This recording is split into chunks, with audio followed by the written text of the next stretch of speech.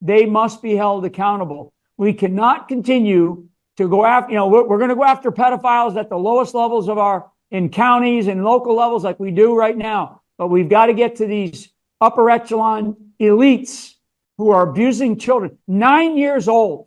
I mean, and I guarantee they were younger than that. 9 years old. You just go around, look at these elementary schools, and you say to yourself, anybody who's got a straight mind or who's got a mind that uses common sense, and look at a child and go, these bastards were abusing these children. And some of the things that they did to them that I have become aware of because of researching is just so disgusting. I mean, it's unbelievable. These people are psychopaths. They're evil. They're satanic. These folks are dyed-to-the-wool, Luciferian Satanists. They have completely given themselves to this cult. Luciferians communicate directly with Lucifer through the ritual practice of child sacrifice.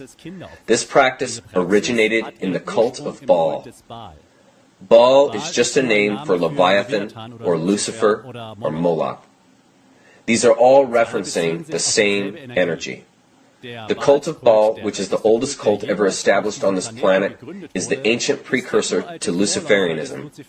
Luciferianism, I personally consider, simply a formalized and highly organized cult of Baal. They are pure darkness, and this emptiness, lack, drives their craving for our life energy. John Todd is also a whistleblower of the Lucifer sect. He testified to countless human sacrifices by Satanists. Thousands are being sacrificed on Halloween alone. He told about the Rothschilds leading the sect. They were the mouthpiece of Lucifer. There were 13 chairs at their table, whereby the 13th was for Lucifer, because he would sit there himself. He had seen all of this with his own eyes. John Todd tells of being on the Supreme Council of 13 and passing on direct political orders from the Rothschilds to politically influential people, such as governors or senators who happened to be in his area. He said that since Woodrow Wilson, and including him, there has never been a U.S. president who did not belong to this Satan's cult. Well, see, first of all, it's normal when you go to the Old Testament, Moloch and the Baals, they wanted the baby, they took the children. Explained to me by Satanists because it's a higher level of blasphemy to God, against God. It's and for some reason the demons love bringing that kind of harm. We look at a child and automatically we're going to protect them, save them, guard them, whatever it takes. They look at a child, they'd eat it alive, they destroy it, they'd torture it. That's why some rituals are called demon revels or satanic revels. The younger the child, here's exactly what dark undergrounders have said to me: the younger, the better. And we never kill them right away. We prolong the torture. Why? Because we have to raise the energies, the terror, the fear, and then little by little letting some blood out. The whole idea of these big wars is a joke. It's a setup, it's a game that's played to play off the opposites against each other in the hopes of synthesizing a new world order where we all kind of synthesize. That's why Democrat and Republican is a joke, because what they ultimately want is a new world order which is run by a Luciferian philosophy. Now, this is very disturbing sounding stuff, but they've been persecuted for thousands and thousands of years by various people. Nobody persecuted them as badly as the Roman government through the Catholic Christian Church. They were tortured, they were killed, so they came to the natural conclusion. You can understand anybody would have done this under the circumstances. What do you think they would choose? They would say, okay, whatever God these guys think is God, whoever the Christian Church says is the bad guy is the good guy. Okay, wait a minute. Lucifer is the brightest light, the brightest angel in heaven, right? And he's the one that got tossed out of heaven. Well, maybe he got tossed out of heaven because he was too cool, right? Because everybody else in there was a bunch of corrupt shysters. Well, this is actually what the most powerful people in the world think.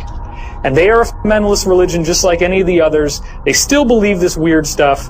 They follow these teachings. They actually buy into this, okay? You know, we know that there's been a form of ritual abuse around since the beginning of time, okay? There's always been people who have known how to use trauma to leverage control over other people. Like, that has been around in different forms. And, you know, there's been different occult groups, a lot of them Egyptian, actually, like the Egyptians were creating slaves by using a form of trauma-based mind control, and hypnosis and all these things, all these ancient techniques. Like this has been around forever. But we do know that it really got mechanized and made into a scientific formula and applied science with Joseph Mengele and the Nazis in World War II, when they had unlimited test subjects and were able to basically also have the modern use of, chemicals, medicine, or whatever, drugs, and electricity, right? And so this is when, the MK Ultra really, like, they figured out really just how to do it perfectly. This many volts, this many minutes, this time at this exact age is gonna have this exact outcome, right? So they did that. Joseph Mengele figured it out. He's been going around training people all over. They brought these people over in Project Paperclip. Mengele was training trainers. We know that the military does it, the mafia, the Vatican, the Mormon Church. There's multiple groups that have figured out how to use satanic ritual abuse. Satanic ritual abuse is always a trauma base and a theme that's used, whether people believe in it or not, because it works.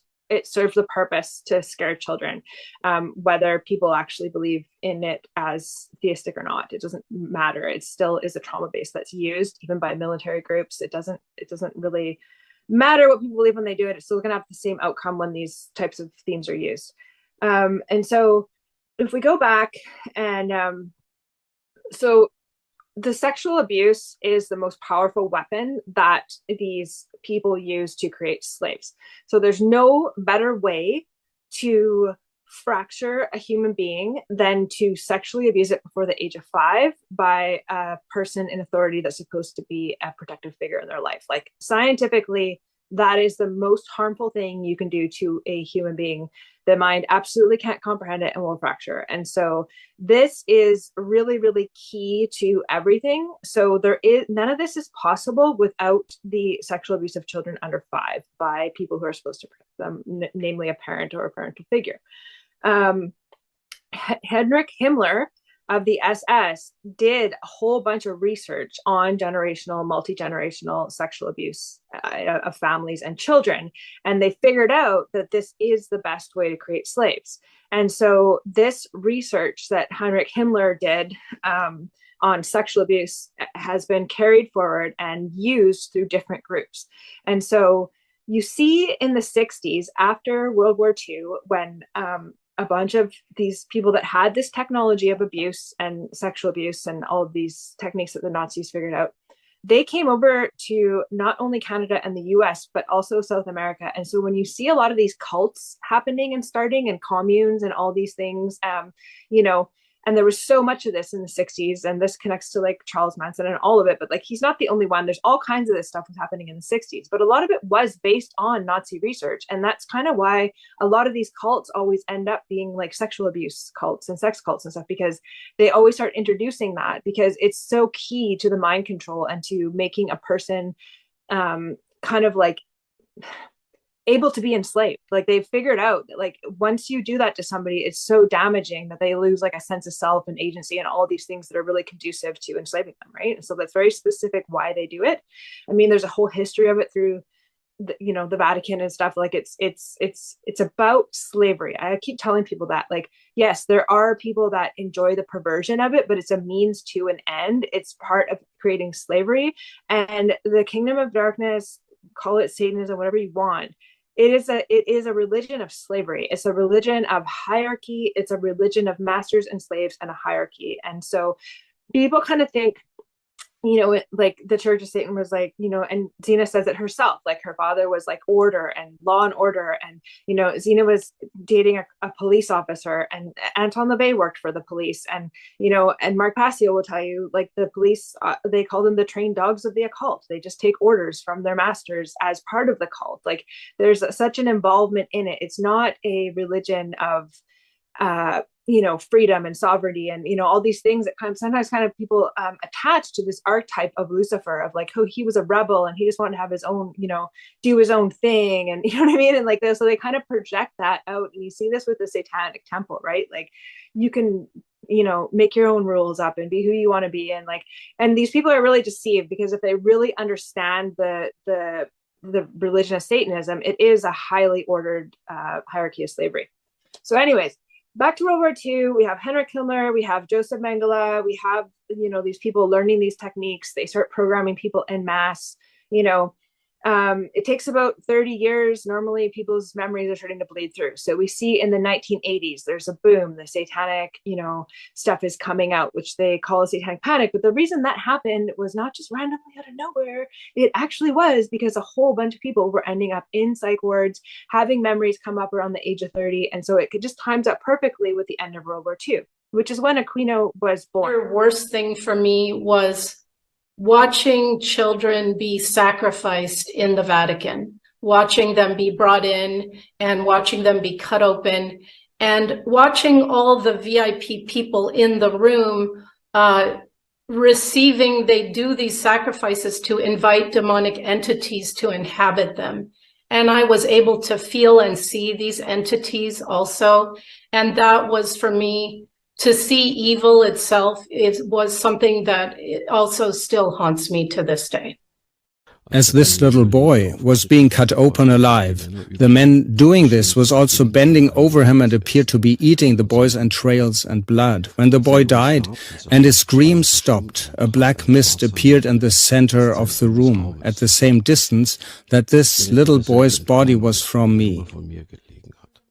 And I'm still at the head of the table on the altar. The men were chanting, and I remember them saying, Lucifer.